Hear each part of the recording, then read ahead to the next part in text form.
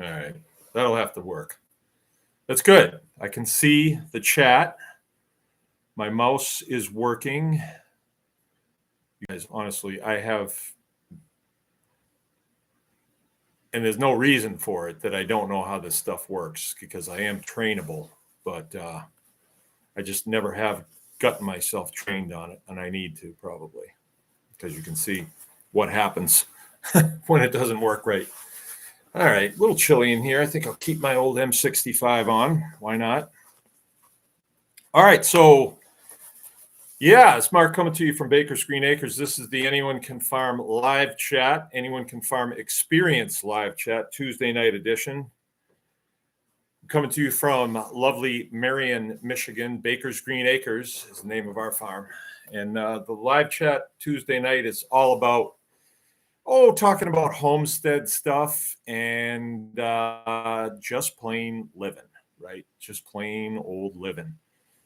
And I think I might tell you a little bit about how this started up. It was an effort to share information over this medium, and we thought 1 hour a week, and we'll just say everything that we got to say, and get people's need for information taken care of. Because I was fielding a lot of phone calls, and it was a way. There was something going on in the beginning that I just wanted to just get it all out there, what I knew about it, and so that's where this all started. And then we kind of kept it going to just talk about other things. And here we are today. I don't know how many years we're into it, but that'd be a good question. How many years have we been doing this? I'm not really sure. Picture is very clear. All right. Yeah. Yeah, because it's not always that way, is it? Yeah. So I'll talk a little bit about the farm. We're kind of a traditional farm, I would say. We're milking about 6 cows right now, and I have 9. A couple of them are heifers. We do pastured poultry in the summer, about 1,500 of them. I just have 5 chicken tractors that I run now. At one time we had 30, and it was a little bit lopsided, and so now we're back to 5. And the reason that we do that is because chicken is a pretty good moneymaker, but not as good as some other things. So you can spend a lot of time raising chickens, and that's just my opinion. Some people say that chicken is their major thing, but not us. It's pretty labor intensive. We eat a lot of chicken, and people like chicken. Pastured poultry is good stuff, so we do that. We have a pretty good sized flock of layers, so we've got eggs going through all the time, and I'm glad we do now, with the egg shortage and bird flu and everything. Few beef cows. After this winter, I think I have 7 left, right? And I'm not going to be buying any more steers. I'm just going to be using what we generate from the milking operation. So I'm headed towards about 12 to 14 milk cows. I keep bumping this dumb thing. And so that's going to give me 12 to 14 calves a year. And I figure about half of them will be bulls. So we'll get them steered and then just raise them out for beef. Now, they're not going to be optimal, but it's good. It's good. The price of steers is really high right now. So I'm really glad that I don't have to go out looking for steers right about now. That would not work out too good. Because you pay $1,000 a piece for them now, and you hope that you can recoup that when they're mature in 2 or 3 years. We let them go a little longer. A lot of our steers we let go 3 years. They're much bigger, so you get more beef off of them. And there's mixed opinions on that, but it works for us, and so that's what we do. Thank you. It's me and Jill, and then our kids. We had 8 children. Right now, we're down to our last 2 that are home, the 2 youngest boys, and they are 13 and 15. And we couldn't do it without them. We couldn't have done this without our kids. We just couldn't have done it. It's too many, requires too many hands. And I would say by the time these guys get ready to move down the road, we will have, eliminated a couple of the operations that we do, but keep the ones that are most profitable and require the least amount of input. So probably milking will stay. Our main thing right now, and we do Mangalitsa pigs. Been doing that for longer than anybody in the United States now. We've been with it the longest of anybody. And we've made some pretty good money off Mangalitsa. We have a butcher shop on the farm, so we do all of our own processing, all of our own chickens, all of our own beef, pork, and anything else that comes along. We don't do for hire butchering out except for custom chicken processing, and that's seasonal. We only do that in the summertime. We are a seasonal operation, so all of our butchering coincides with the seasons, and that's worked out pretty good for us, because if you invest in climate control in a building to keep it cool in the summer, you're going to get a big bill at the end of the month. If you got to keep it real warm in the wintertime, you're still going to get a big bill. One way or another, you're going to pay for it. So, we stay seasonal, and that way we're not butchering chickens in the wintertime. Who wants to? And we're not doing beef in the summertime. And again, who wants to? Because then you're fighting flies. Flies are big. Flies can ruin a beef in a hurry. So, we try to keep it seasonal. We grow stuff. Most of what we grow is hay. So grass, and we do a pretty extensive harvest throughout the season to keep us going through the winter. We graze as much as possible, and that is an art. I'm telling you, that's an art. There's a lot to know about that, because you have to take care of your fields so that they produce as much grass as they're meant to, right? We're not supercharging it with any kind of fertilizer other than our compost. We make a lot of compost. I've got a pretty good composting program. I discovered biochar, got to be 15 years ago, and we've made a good run at that.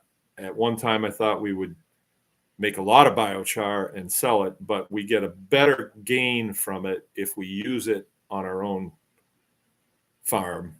I do sell some, but there again, there's only so much time to do these things. So we've been here for 21 years, and I feel like I'm just coming to a place where I'm starting to really understand how things, and I'm not saying I totally understand it, but I'm getting a better understanding of how this little ecosystem works and the correct number of animals for the amount of time and the amount of effort we can put into it. And we're also balancing the monetary needs of the family and the monetary needs to expand, right? And so my expansion right now is probably, we're looking at, we did an expansion of the milk, the dairy, this over the last couple of years. This fall, we broke ground on the new milk house, and that is 98% complete, and it is functioning. We made it through the winter with it. We had to have water in there and electricity, and it's working, and it's made our life so much easier for milking the cows. At the same time, we were building out the store, which I kind of refer to as the bank, right? Because the things that we produce go in there, and they probably should be under lock and key, because meat, milk, and things of that nature are currency, right? So you could call it a store, but you could also call it a bank because it is currency. And we trade the things that go in there for money sometimes, but then for other things too. So it is a currency, and it's pretty effective. I'm gonna move things here. I feel kind of close. This is like when my wife borrows my truck. I have to readjust everything when I get in it. Everything. All right, but no complaints. No complaints. All right, so the next thing I just wanted to tell you a little bit about what we do here and a little bit of the evolution of Baker's Green Acres. We got here in 04 after I retired from the Air Force, United States Air Force. Did 20 years over there and decided that I didn't want to do that anymore. You do have the opportunity at the end of your enlistment, your 20-year enlistment, to go on to other things that are within DOD, Department of Defense. And I had made the call that want to do something else. I wasn't hating it by any means. I just wanted to do something else. And I dabbled a little in farming the last few years of my military career. We had a small place and we had some chickens and I had a few pigs and stuff. And I thought this would be great. This would be great. And I was in for a real education because we moved here and I was kind of on my own. I had to figure it out on my own because the way things are is it's geared towards factory farming. So all of the Department of Agriculture and the Extension Service, they're all geared towards production factory farming. And it's sort of a monoculture, and they have a way that they do things. They learn it in school, in college, at the university. And so that's what they preach. I don't think there's anything nefarious going there, but it seems as though anything that's on the outside of that, they don't want to know, right? And so we just kind of found our own way. I was just having a conversation with a friend of mine down in the store. He stopped in to get his milk, and we always get in conversations, philosophical conversations about farming and just plain living. And I said, we were discussing methane production, and he said, well, have you done a lot of research on this? And I said, I kind of try to limit my research because as soon as I read something else that somebody else has discovered, it takes me in that direction, and it might not be the best direction. Whereas if I just soft pedal it a little bit and look at it and try to figure it out on my own, I make discoveries that I wouldn't have otherwise. So a lot of this we had to figure it out on our own. I suppose if I had grown up on this farm, my dad would have taught me this, and my grandfather would have taught my dad. And, but that's not how it worked. When we got here, this place was vacant and there was no instruction manual left behind. So we had to figure it out on our own. There was a lot of, well, let's go this direction. This looks good. And then we'd find out that's not a good way to go. And then so we'd have to redirect. And, that's the way it goes when you have to figure things out. You try things, you make mistakes, you learn from your mistakes. And we're 21 years in on this place, and I don't regret too much. Maybe the way I reacted to things, I regret that. But the mistakes, no, I don't regret those. We couldn't have known. So yeah, that's what we do, and I am really into this. I have decided that I would prefer to do this. I'm not looking to do anything else. I prefer to do this the rest of my time. And I also think that there's a lot of misinformation about farming out there, and I've discovered some of these things. And I'm not on a crusade to change the world. But I'm going to do it this way because I like doing it this way and it's profitable for me. And I feel duty bound to pass it on to people that want to know. And if you don't want to know, then I really, that's okay. You know, do what you want to do. That's the beautiful thing about being American. You can do what you want. Yeah, we don't even get much pushback from our industrial ag neighbors. At first, they thought that we were kind of crazy. I think they thought we were growing dope over here, but no, not doing that. Just making our way, and it is going well. I must say, it's going well. Had a discussion with my son this morning, and this is why I decided to do this topic: chopping wood and hauling water. Chopping wood and hauling water. And I heard that from a friend of mine that lives out in Oregon or Oregon. And I guess we were discussing the the doldrums of this time of the year, March. In February, you're still in full battle mode, full battle mode. It is cold. You're struggling to keep your animals healthy. You're struggling to keep everybody fed, struggling to keep equipment running, water from freezing. So you're in full battle mode and the days click by. You get a little bit of time to build things and increase, but you're still fighting the cold. So a lot of things that need to get done outside, we'll put them off until it gets a little bit warmer and the wind dies down. We're not exactly Antarctica here, but we're pretty routinely below freezing, and it can be rough. It can be. We get nice days too, though. I'm not complaining.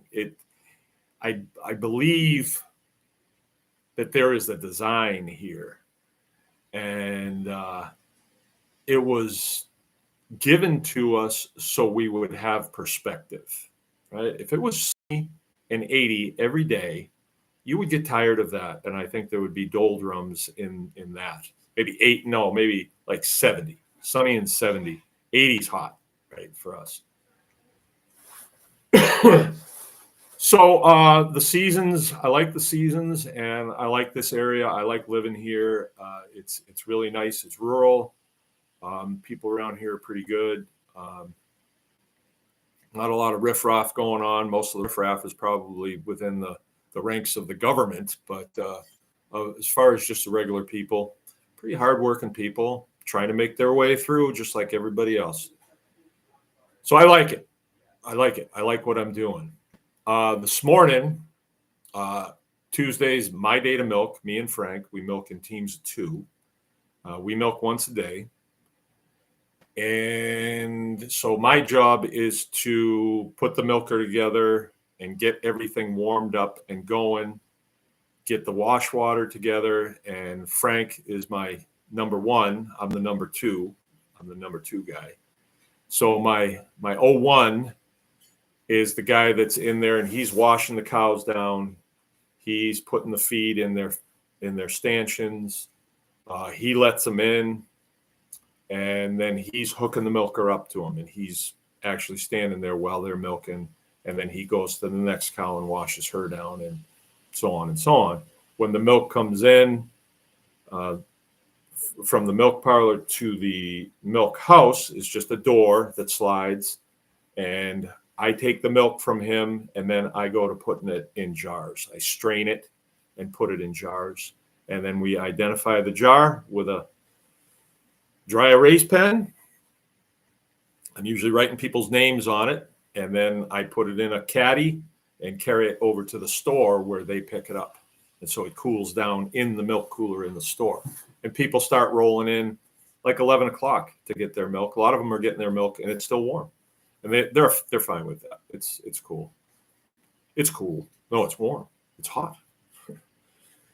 So this morning after we got done milking, I saw a certain look on my 13-year-old boy's face. And I know what that look is because in my former career, I worked in aviation and we flew airplanes from places that were very cold because nobody else wanted to live there. and it was. And so throughout the week, you're getting your airplanes ready to go. You're getting them loaded, getting fuel on them, getting them running right, getting all the hydraulics up to speed. And then on, say, a Wednesday afternoon, you put a crew in them, see ya. And they go and they do their thing. They were bombers.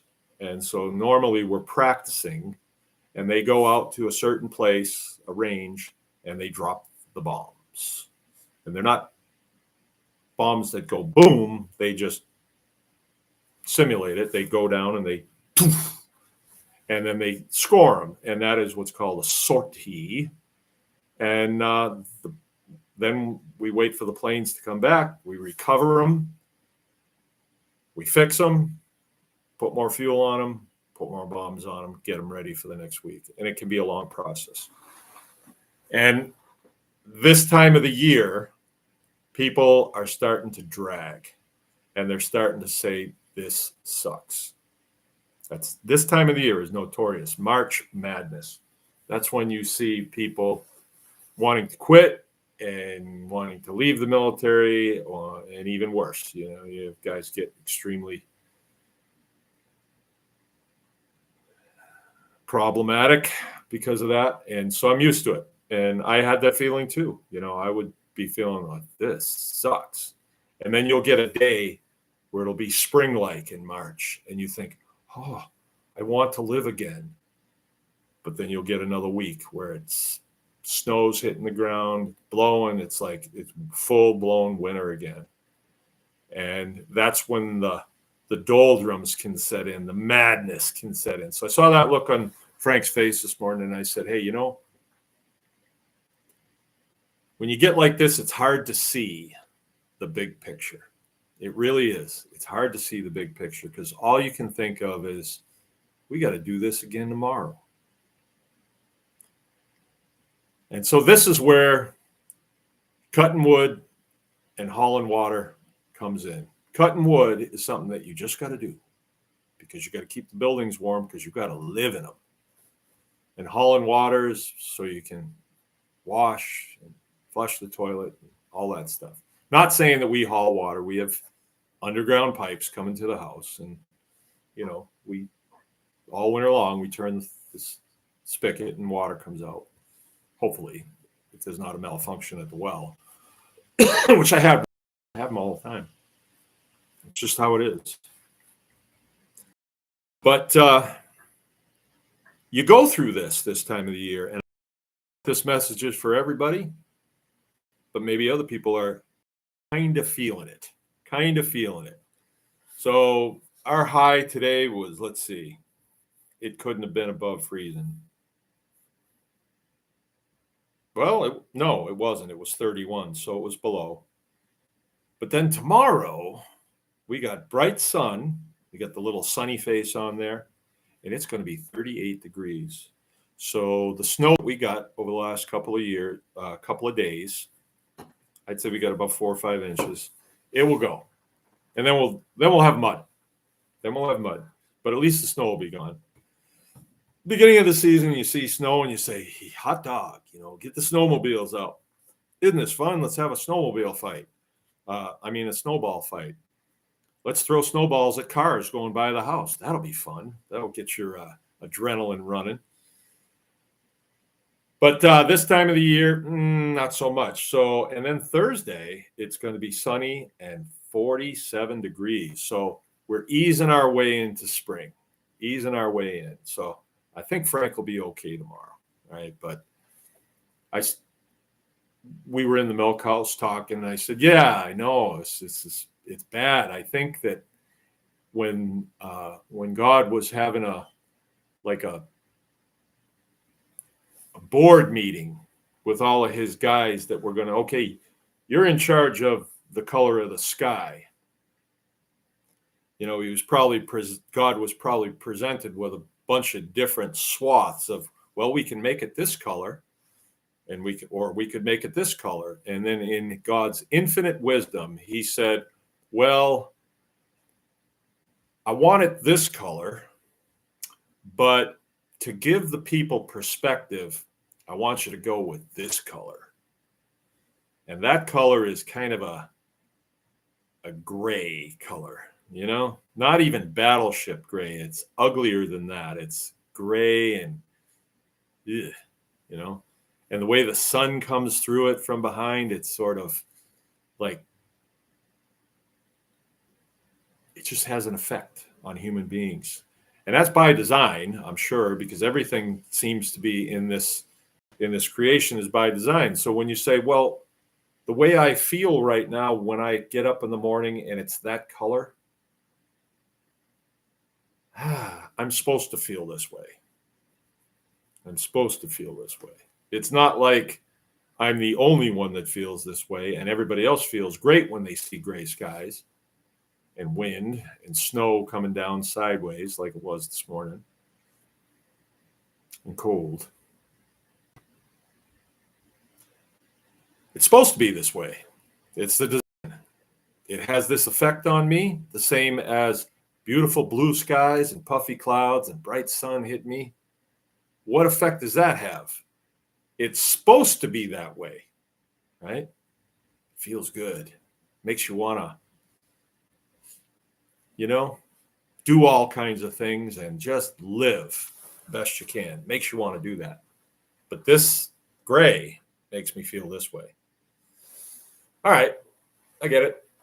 The question is, what are you going to do with it? What are you going to do with it? Are you going to curse it? Well, that's not going to do any good, for one. Not that I haven't done it. I have. It doesn't change anything. But it has a tendency to kind of make you feel cursed, too. It's just like, nah, nothing's good. It sucks. Everything sucks. You know, you open a door and it blows out of your hand, and so you get mad and put your fist through the window, you know, and you get all cut up, wind up at the hospital. Yeah. No, that's not good. That doesn't help things. It makes things worse.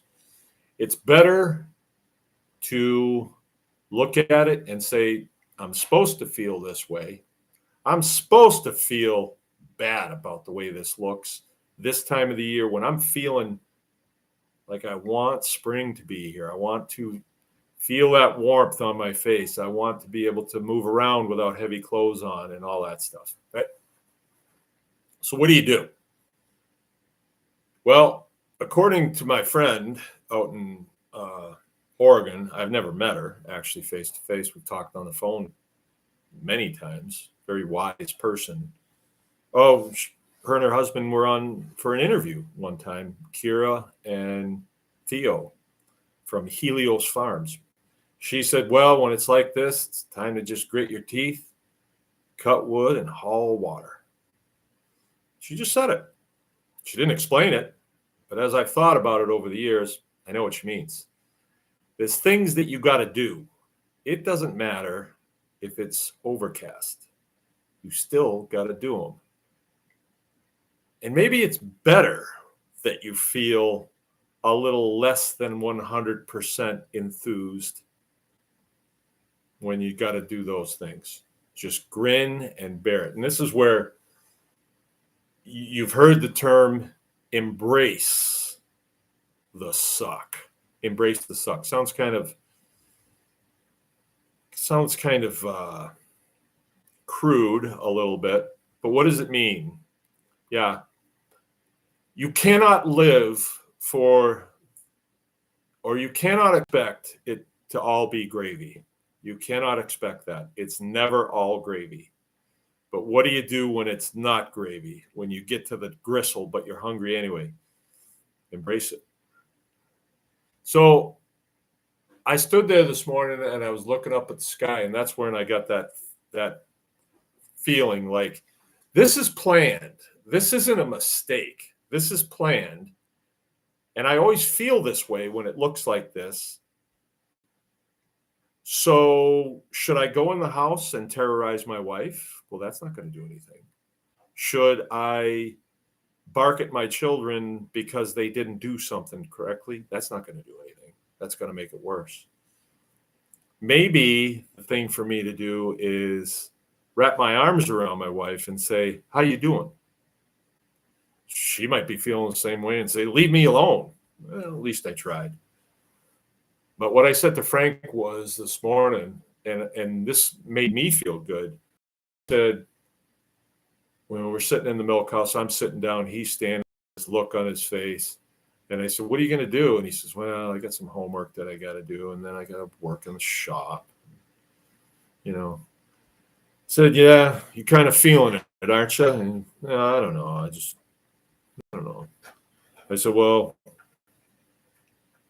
think about where we were 1 year ago today. Think about what it was like milking 1 year ago today. What was that like?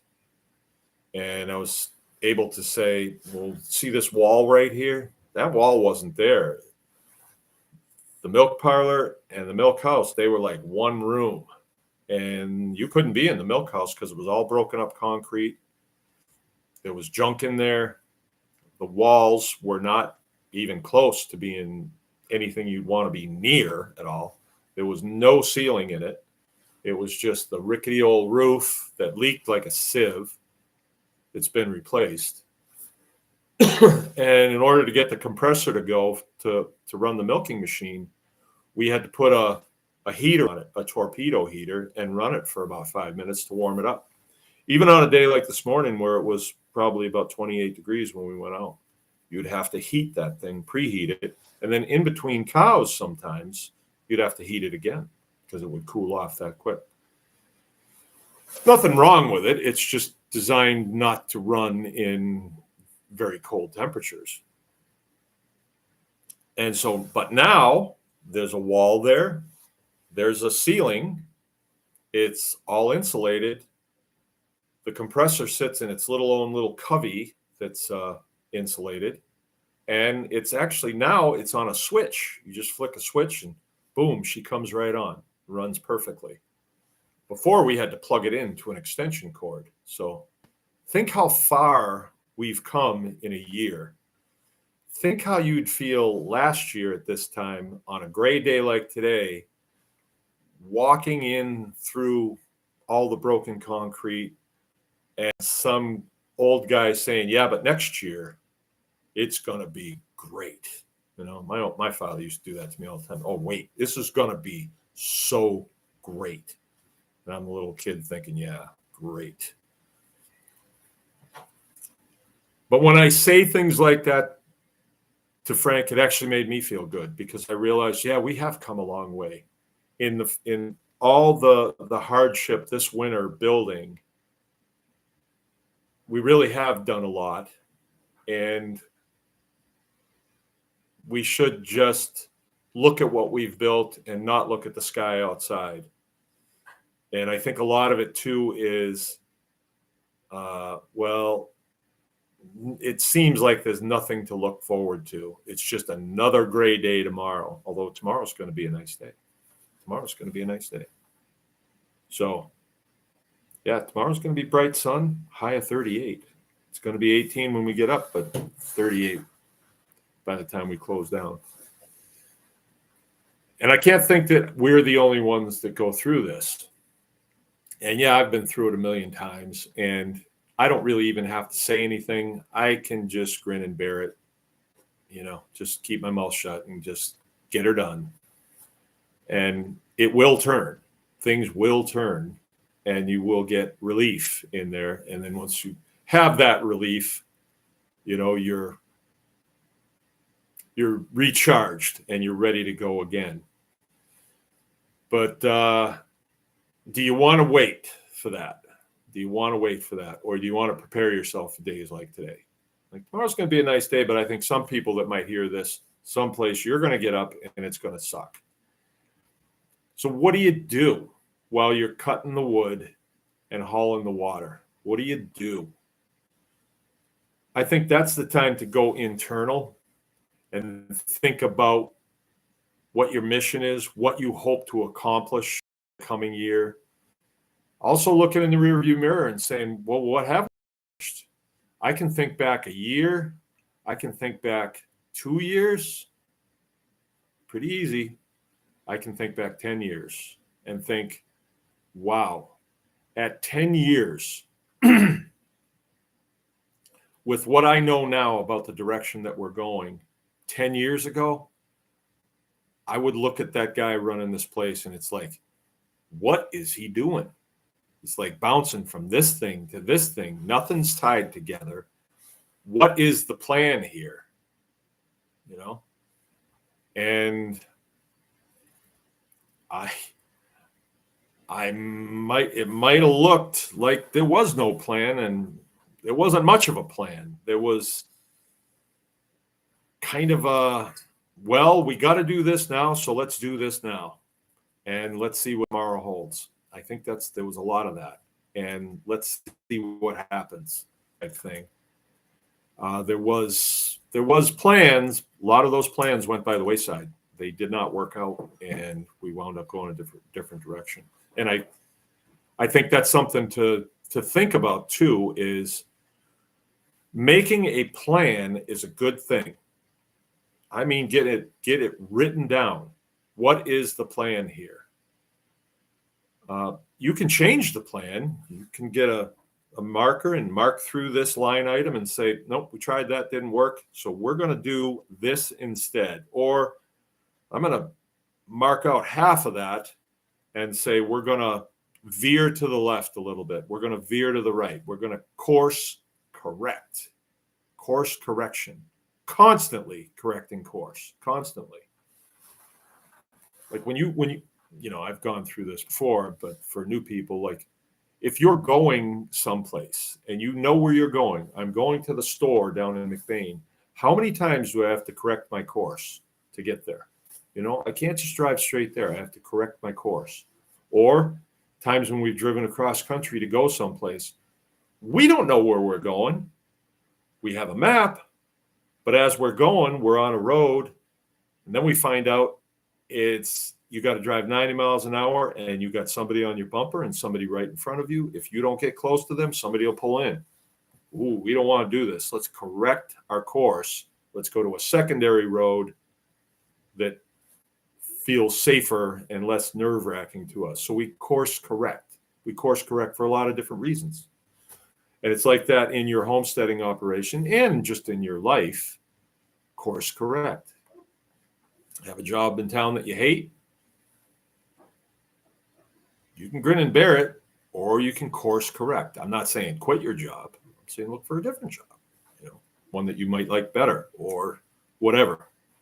Course correction is not, I'm on A, so course correction is always B. It might not be B. It might be C, D, E, or F. You never know. And you might have to think outside the box. I think that's a big thing too. Always think outside the box. And what does that mean? What does that mean, thinking outside the box? Well, society has parameters, and it's kind of what everybody else is doing. And those are the guardrails, right? But get to that guardrail and look over. Is there something else that I'm missing? Or is this just where everybody else has stopped? Because, you go over that guardrail, it starts getting hard. Well, that leads me to a whole nother thing, and I do want to talk about that. When you're cutting wood and hauling water, right, just the day-to-day stuff, is it hard? Is it hard? And I've noticed for me that when I stay on the side of, I'm going to do the easy stuff, I don't have the best days. Usually my best days start out when I do something hard, like I don't want to. Great example. We started, for whatever reason, Jill got talked into it. Some guys were talking about it at the Seed Savers Day, 4 years ago, maybe. There was a couple guys talking about it. One of them was Andrew Cross. He's in the tribe. I don't think he comes on here. Maybe he does. But he was talking about cold plunging. What? Cold plunging? You go out in the morning and you put ice in a tub with water, and then you get in it. You're out of your mind. You're out of your mind. Why would I do that? It's like, let's stick needles under our toenails. That ought to be fun. But the more I listened to it, there was a reason why they were sounded like, well, I'm not going to do it. You can have the best reason in the world, but I'm not going to do it. And that was in my mind. We're doing this. Mind and body, we're not doing this. That's where I was. I listened to the conversation. But Jill saw something in it. And what do you know? Jill started cold plunging. And so she seemed to get a real kick out of it. And not to be outdone, I had to cold plunge too. And when I would come out of that cold plunge, I'd say I'd have a little buzz like I did it. Would you get back in? No, I'm not going to get back in. I just did it on a dare, basically. So I've done it. But then about half hour later, you'd have this feeling come over you, this euphoria and this energy surge and this clarity of thought would come over me. And I would think, boy, this must be a better brand of coffee that we got now here. It must be better than the stuff I've been getting in the morning. But it wasn't. It was the cold plunge. And that's when I started to think, or I started to hear more messages about doing hard things. Doing hard things. So you're overriding your brain that says, no, you want comfort. Feed the comfort. And you're overriding that and you're saying, no, I'm going to do something hard here. Why? Well, for me, it was because I want that buzz that comes an hour later or so, maybe 45 minutes, 40 minutes, maybe for me. I want that euphoric feeling because that euphoric feeling led to a really productive day yesterday. I want that again. So I do it again and again. Then you get kind of hooked. You like that buzz. And, but, you know, human nature this winter, we had some serious cold weather and went out there to break the ice and it was too thick to break. And then the tank split. So it's like, well, I'm off the hook now. But we started noticing a decline in our quality of life. So it just led to more hard stuff. I had to get all that ice out of there. And then I had to seal the cracks in the tank with RTV and then refill it. And I didn't get the crack the whole way. So it started leaking again. And we were able to plunge for a few days. Then real hard weather came in and it froze solid again. Couldn't get into it. It split again. So at least it did the same thing that I think God does to us when he gives us a really cloudy day. It really makes you appreciate the sunny day. You know, it gives you a little perspective on things. So when you're cutting wood and hauling water, embrace it, because if it was 70 and sunny every day, after a while, that would suck too. Or it could suck. It could suck. You got to have a nice gray day in there, gray, cold, and wind and all that stuff to give you perspective on things. And I think it's like that with what we do in homesteading. If you need perspective, think back of how it was when you started. And this is why I constantly preach on fortify your position, get a little bit better every day, a little bit better every day, a little bit better every day, gain every day something to make your environment that you work in better. Because then when you get a day like today, all those little things that you did to increase your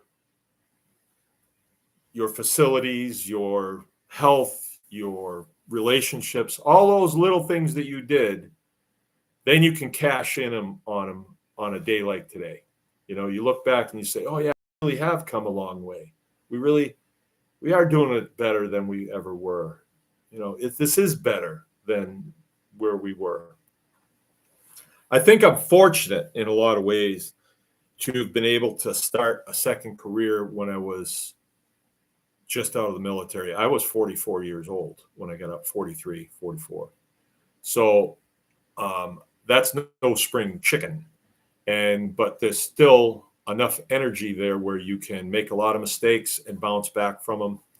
And I honestly think that it keeps your mind in a mode of problem solving, constantly problem solving.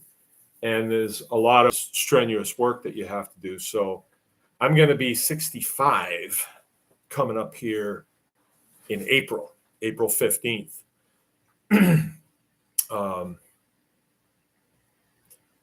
And I know people that are 55 that can't even wipe themselves, right? Because they have pursued that life of comfort. Your mind is saying, no, do the easy thing, the more comfortable thing. Spend just one more hour watching Oprah, just one more hour watching Oprah, and you'll be better for it. No, actually, you're getting weaker by doing that. I saw a couple individuals this weekend, young people too. They were young people. And when I talked to them a little bit, they were both extremely overweight, like extremely. And when I talked to them, I realized that they lived for comfort. They lived for feeding whatever their body was saying. Get that Mountain Dew, get that bag of chips, get that stuff. Oh yeah, I don't feel like frying up a steak. I'm just going to have macaroni and cheese. So they go the easy route, and it was all over them. Bad attitude, crummy life, not going anywhere. The both of them were not working and were not pursuing anything like that. And I thought there is a prime example of just pursuing a life of comfort and leisure. Not good. Not good. And so I'm glad that I went the way that I went. All right, that's it. That's my message for tonight. Cutting wood, hauling water. You're always going to have days like this. I don't think people don't know about this. I don't think they do. I think most people know this, but let's see what we got for comments here. I've been staying out of them. Okay, Abundant Living, your health and wellness coach. That's my wife, Jill, by the way.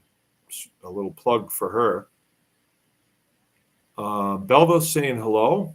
Reminds me, there will be a consulting call tomorrow night. It's our night for the Anyone Can Farm Tribe Plus members to come on the Zoom call, and then you have me one-on-one, and you can ask me questions, and we can conversate about whatever we need to talk about. All right. Heitzuman. It's the first time I'm seeing you on here, Chris, I think, unless my Alzheimer's is kicking in. Sound is good. Keith Sutton's with us.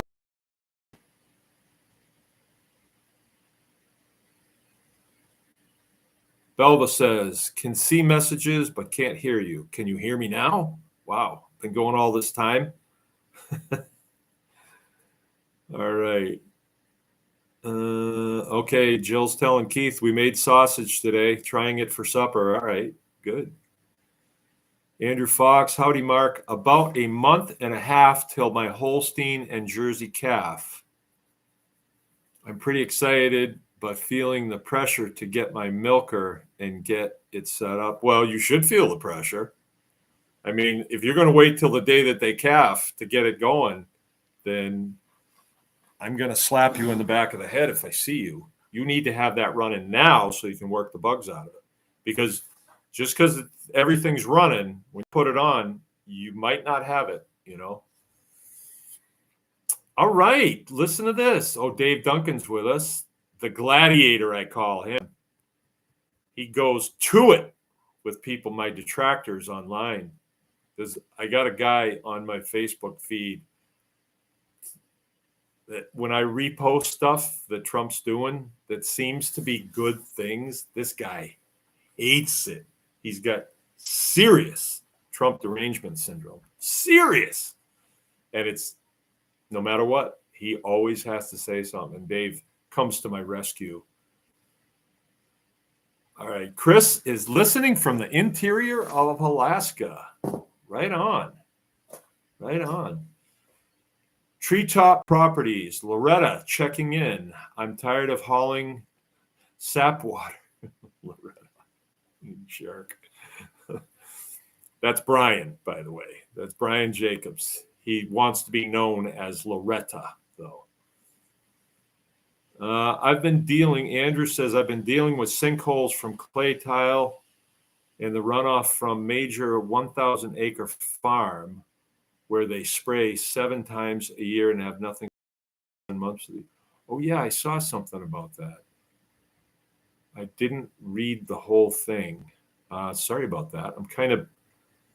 If something gets past me, it's very rarely that I go back and look at it. But I don't know. Can I help you? Maybe you just need to ring the phone. Embrace the suck. Nick Arthur, you are talking your way into Buddhism. All right. Well, Buddhism. I don't know that much about Buddhism. The only thing I can think of is Buddhist monks that covered themselves with gasoline in Saigon and set themselves on fire. Not my thing. At least they were dedicated, though, right? They were fanatics. That's where the term fan comes from. If you're a Boston Red Sox fan, a Boston Red Sox fanatic. Okay, well, I got a well done from Nick. Where are you from, Nick? I don't think we've seen you before. Let's see. Scott Sano, there's always a silver lining, just sometimes you have to look really hard to find it. Yeah, it's a good thing you weren't there to say that to me this morning. I probably would have smacked you one. Yeah, you don't need anybody to tell you that, you know? You just need to find it on your own. Dion, love cold plunging and what does for my mental toughness. Right on. Right on. If you can do that hard thing first thing in the morning, you guys, though, you do it in the dark. See, I have a thing about cold water in the dark. I always think about what it would be like to be in an airplane that crashes in the ocean, like the Arctic. I don't know. I panic in cold water in the dark. I can do it. Maybe that's what I need to do. Just get up a little bit earlier and do it in the dark. Okay, save 5 pounds. I'll be there on Monday, says Keith. All right. Simplified message retracted. I wonder what they said. What did they say? Yeah, now I want to know. Chris is saying, I do more listening than chatting, looking at getting into pigs in Alaska. So just picking up knowledge for pigs in 6 months of snow and ice. Yeah, Alaska's tough. Where is Isles? You're in central Alaska. Eielson Air Force Base is in northern Alaska, I believe. I've never been there. Wanted to go there. It was on my dream sheet. I didn't get it. I could have gone to Elmendorf, and I opted to go to Maine instead of Elmendorf. Elmendorf is, yeah. Oh, no.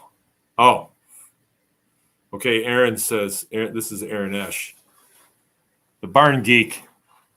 Very timely message. Broke 2 chainsaws, an axe handle, and had 2 leaky maple sap bags today. It was just a hard day. 2 chainsaws and an axe handle. When it rains, it pours. I certainly have those days. But then you have those good days, and it makes it worth doing. I know on bad days is when you're more likely to say, I'm quitting. But, you know, I think another good way to deal with that, instead of saying I'm quitting forever, just quit for the afternoon. Just quit for the afternoon. Okay. Yeah. And because quitting, actually, when you get to the place where I am now, and I've been here for a while, there's more work in quitting than just living through it. Just get through it till the next day. I got some. Oh man.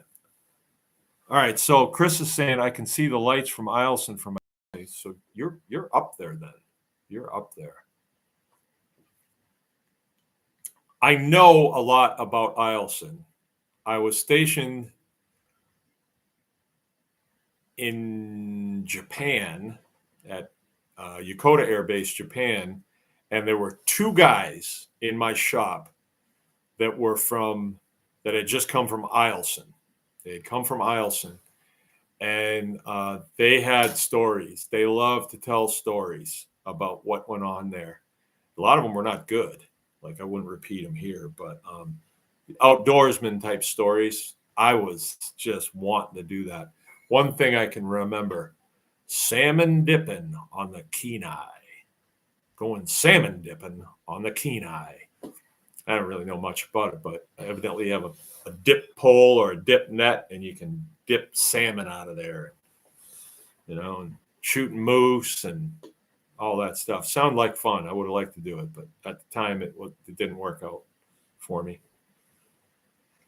Okay, so I had a very interesting discovery today and a partial discovery. I fenced off a bunch of property next door that was very wet last year.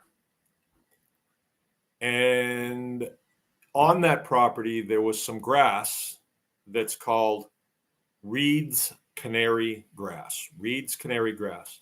And a fellow looked at it one time that was from the conservation district. And this is way, way back. And this is when one of the directions that I thought about going was to put hog houses in on a back 40, you know, and I thought that would be a good idea. It turns out it would have been a terrible idea. And we went down that road for a ways, and then things didn't work out. So, but there was a guy from the conservation district here, and he was pointing out, wow, look at all this Reed's canary grass that you have here.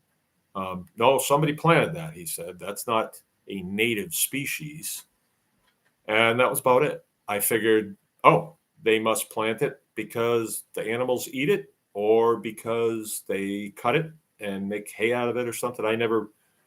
It was not on my property. It was on the property next door, but now the property next door is my property. And so I never really knew much about it. I just knew what it was. I could identify it. And when I fenced that off last year, I thought, boy, the cows are going to go in there and have a great time on that Reed's canary grass, is what I figured. They went in and they didn't touch it. It was quite mature. It gets up over your head, so 6, 7, 8 feet, and it's a wide grass. So by the time they were able to get in on it, it was already quite mature, and they weren't interested in it at all. And I thought, well, okay, learned something there. Well, what happened was they still have access to that area. It's about 20 acres that we fenced in with barbed wire. But they don't go there now because there's no green grass. And I'm feeding them on round bales. And I'm also giving them bread, too. It's after our butchering season, so we're just maintaining them. And I know we're all grass fed, but I can really stretch my hay by giving them a third of a yard of bread every day. And they get full on that. It meets their caloric needs, and then they stay off the bale. Because the bale, I only have so many of them, and I really don't want to be buying any this time of the year. Right? I want to make it to grazing season. and it looks like I'm going to make it. So I noticed 2 of my steers were missing, and they were the 2 big ones. I couldn't see them. They weren't in with the other 4 or other 5. So I went looking for them, and I found them in that Reed's canary grass. So there's probably 10 acres of it, and it's really thick, and it all just went brown. It died, and it kind of stands there, kind of wilted over, and they were in it, and they had big mouthfuls of it, and they were just chomping away at it. So meanwhile, I start the loader up, scoop bread, go out there, and they're usually waiting for me, but they're not. So I thought maybe there's a gap in the fence. Maybe they went for a walk, but cows usually stay together. So they were the 2 oldest ones, and they were in there, and they never did come up. They stayed right in that Reed's canary grass and ate as much as they could, and then just flopped down in it and slept. Then got up and started eating again, and they've been down in there for about 3 days. And it's a little concerning, but they usually don't do anything that hurts them. They usually don't. So could that Reed's canary grass be poisonous this time of the year? I don't think so. I would have heard something about it, possibly. I'm sure I would have. All right. I'm 85% sure I would have, from my neighbor who grew up here and knows that we bought the land next door and what we're grazing it. He knows that. So I'm sure he would have said something to me. And I saw him the other day. He didn't say anything. So I was slightly concerned, but then I went and looked at them today, and they're fine. They're alert. They're up. They're happy. They could care less that I'm looking at them. They're just fat, dumb, and happy. So what that means to me is there's the potential that come about March 15th that I could open that field up with all that Reed's canary grass on there and not bale them, stop baling them, giving them baled hay, and force them into that Reed's canary grass, which they will go. And if it's the only thing for them to eat, the younger ones will do it, I think. I'm pretty sure. Right? And when I was out there today, there is tons. There's tons of it. Now, this year will be different than last year. They will be when the new shoots come up. So are the new shoots palatable for them, and will they like them? Or will they be going after the other grasses that come up? I don't know. But it could be a really cool thing, because that would extend my grazing season from March 20th. I'm extending it on the other end. Usually we're going from about May 1st until all the way around to January 1st. Sometimes, there's still green grass out there that they're chasing. I'll have a bailout for them, but they still spend a lot of time out there chasing green grass or standing dead, still green in color. It's not growing. But if we can pick it up a month early on that Reed's canary grass, wow, that means a lot, because these cows are eating 30 pounds of dry matter per day. And when, after butchering season, we knocked down quite a few of them. But before that, I was going through a bale every day and a half. They would be up at the fence bellowing at me, and there would not be one piece of hay in that round bale feeder. So that means I got to spear another one and take it down there, chomping to get at it. So it's not quite so bad now because there's not as many of them. But this time next year, I'll have all the calves that I have now will be in that group, and they'll be down there. So we'll be right back up to 12, 15 steers down there. So this was good news, potentially very good news. I hope that when I come back to you next week, I'll be able to give a full report on Reed's canary grass, because I'm going to do some research on it and see what other people have experienced with it. So, yeah, that was a big thing. The other thing was a partial discovery. I made the decision that I wanted to put on, and I've been wanting to do this for years. I want to put on more laying hens, and I want to expand our laying operation. And especially now with the price of eggs up high, but the price of feed is high too. But I've got this this bread contract disposal, and it's good organic. It's non-GMO stuff, and so I'm working on a project to use it as a base of a chicken feed. So I'm going to grind it, and then I'm going to add like kelp and pea meal and a mineral pack to it, hoping that I can get a chicken feed and not have that massive bill for chicken feed at the end when all of our broilers are done and all of our layers are kind of winding up for the year.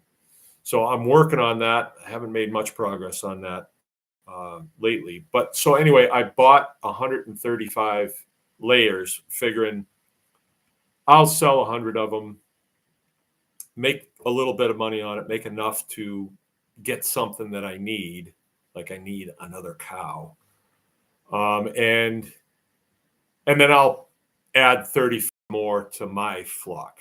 Right, I got probably 100, but I've wanted to expand it for a while, and I got plans for my laying chickens. I got plans. I want to. I can, when I put the chicken house in, I put it in a place where I can actually keep them from coming to the house, but I can release them from their pen, but they will go south of the house, because there's a lot of things that they can do once they go out there. I want them to lay in the house, but I want them to be able to go out and forage and like debug the field and find stuff to eat that will make their eggs better and more nutrient dense.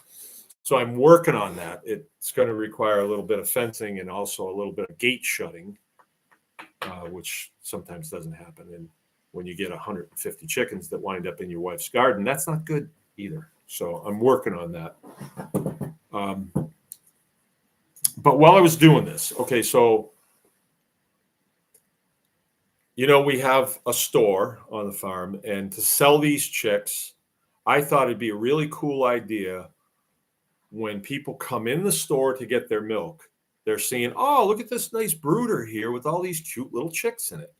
And a lot of our customers are mothers, and they always have 2-3 kids in tow. The one mom that came today, she had 3 in tow and 1 in the oven, and those kids were thrilled to just stand there and look at those chicks. And I let them pick them up and play with them a little bit, And she's going to buy a bunch from us. She's going to buy 13. 13. I said, that's kind of an odd number.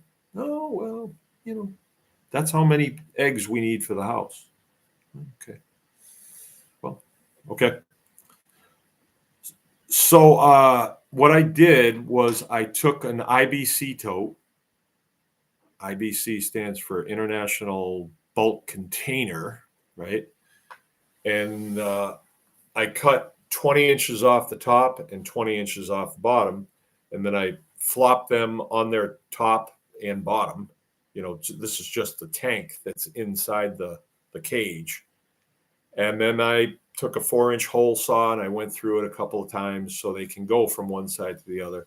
I got a heat lamp on one side, and then on the other side is where their feed is. So they have to go over to the cold side to get their feed, and then they go back to the heat side to get warm.